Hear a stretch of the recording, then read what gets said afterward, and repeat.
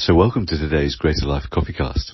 And today's Health CoffeeCast asks the question, how are you with the binge?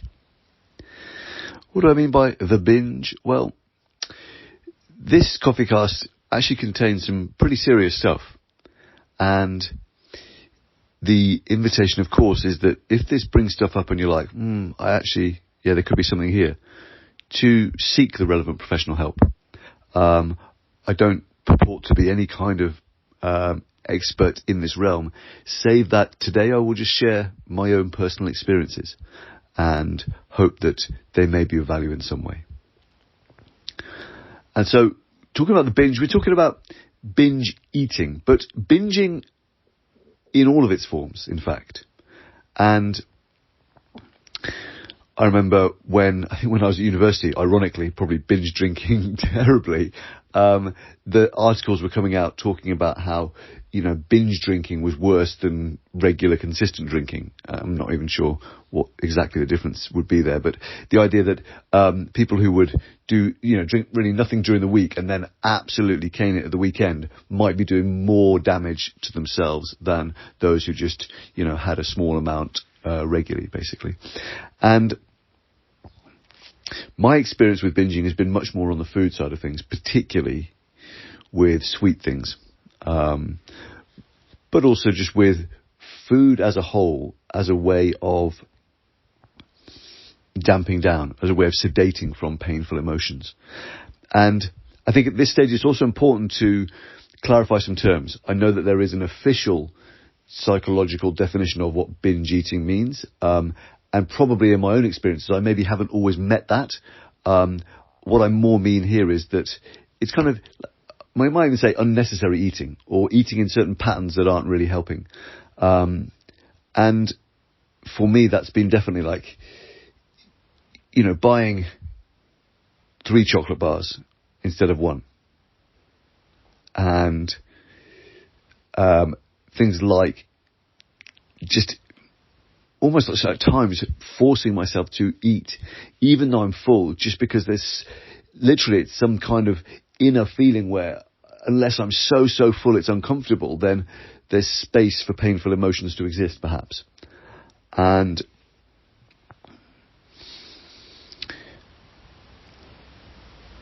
what I do know is that whenever I've been in a period where some binging has been occurring, whenever I've taken a moment to totally love and accept myself, those behaviours have fallen away remarkably. I remember one very powerful moment where I think I was tucking into a second Kit Kat in a row, and I just thought, and so much of the binging for me has been a way of making sure that I felt a safe amount of shame so that I didn't have to feel an unsafe amount of shame. I.e., it was safer for me, it was acceptable for me, it was manageable for me to feel shame about not being in control of my eating. Like, oh, George, you're so useless, I can't believe you're eating this, or, what kind of person would eat this, right? That was safe. Rather than touching on, yeah, George, the reason why you were left at boarding school is because you were unlovable. You're not a lovable person. Like that was that for a good period of my life was an unsafe level of shame to begin to face and accept. So much easier to genuinely create deliberate low-level shame around food and other things. Other ones for me would be even reading books, like binge reading books. I get into a series of books and wouldn't do anything until I finished them. TV series is the same. I don't really watch TV series, but if I do, that can happen. Many years back it used to be masturbation for sure was in there. And all of these were ways of just, allowing myself to feel a safe amount of shame so I didn't have to feel an unsafe amount. And I think I was talking about the moment with the Kit Kat where I was like, well, what if I just let go of all the guilt associated with this? What if I just totally loved and accepted myself, whether I eat this Kit Kat or not? And I just remember my entire physiology changing, like a wave of different sensation passing over my body, and just having no desire whatsoever to carry on eating the Kit Kat. And so it really brought home for me just the extent to which this binging was an emotional thing for me. And it's something I haven't fully got a hold of in my life yet. It's certainly something I've made vast amounts of progress with, particularly in terms of love and acceptance of myself. But I recognise it does crop up from time to time still. And I think, particularly with food, it's still there. And of course, there is the tricky piece of there are going to be, we are made up of trillions of different cells, some of which are not us, but they are all us, in terms of the bacteria, the parasites that we all have, that we are, essentially, we are a living ecology of other microbes and tiny beings, and that many of them we know can influence even the makeup of our DNA to make sure that we eat certain things or behave in certain ways so that they will survive and thrive. So of course there are a number of layers and levels to address this kind of binging from, to go, okay, well, there is the emotional, but there is also the physiological of what is actually happening in your gut to maintain these things. And I haven't yet successfully completed one, but I've heard that enemas are very powerful in kind of minimizing binging. I've tried a couple of times and just haven't been able to hold the water in for long enough. So yeah, that's my experiences with enemas so far. Welcome to Monday morning. So, as you hear all of this, where are you at with all of this? How does binging show up for you?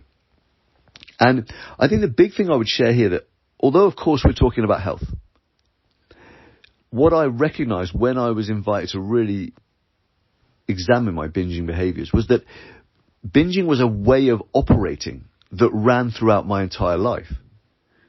So whether, like I said, reading books, watching films, eating food, but also probably in terms of how I might spend money, how I might think about certain things, and to really see, even in terms of like maybe how I might love myself.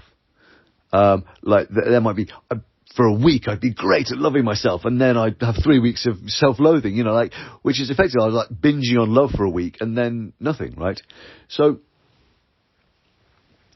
how is this showing up for you, and how does this idea of kind of just binging, of being imbalanced in how you engage with life, how does that play out across your 4 pillars, across your health, your happiness, your home, your hustle?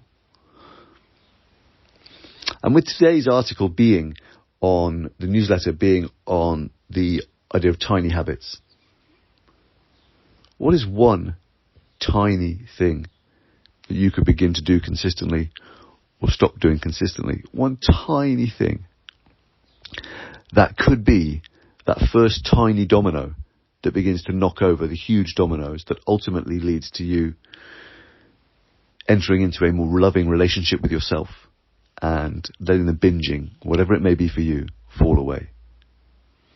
What is that one tiny thing, that one tiny step you can take today and this week that will start those dominoes in motion? All right. Because when we can live a life that's beyond the binge, when we can come into our heart and love ourselves at a level we've never known before, then we become someone who is capable not just of great things for ourselves, but of inspiring others to great things, because when they are around someone who is as loving to themselves as we are, what we then do is give them permission to love themselves at that same level. And that truly is a world-changing force. Okay.